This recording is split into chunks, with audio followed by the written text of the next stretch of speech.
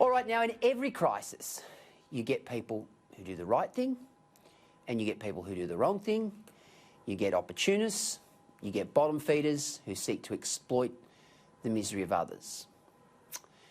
The scammers, you know, we know who they are, the Nigerians, all that sort of stuff. But fuel companies now fit well and truly into the latter category, bottom feeders. With the price of a barrel of oil plummeting to record lows, the disparity in pricing between petrol stations around Australia is quite extraordinary. In some instances, you can drive past a fuel station with petrol retailing for $1.19 a litre. 500 metres down the road, half a K, it's $1.73. Happened to me just a few hours ago. How does it happen?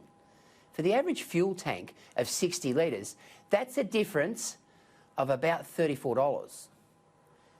All at a time when Australia's unemployment rate is headed for levels we haven't seen since the 1930s. Motorists have suffered these petrol rip-offs for years, but it's time now to draw a line in the sand. The Australian Competition and Consumer Commission must be hamstrung in its ability to go after oil companies. It's pretty good on other things. I think they do a reasonable job.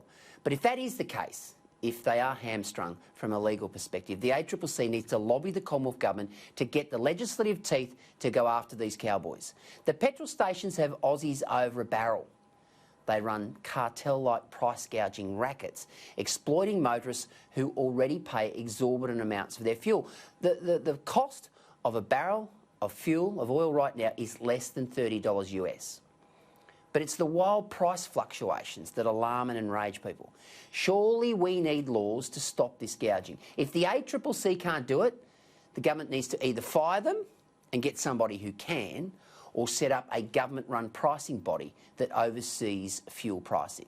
The other alternative is that Australians vote with their wallets and only support smaller, independent fuel companies who pledge to keep petrol under $1, say $1.30 a litre.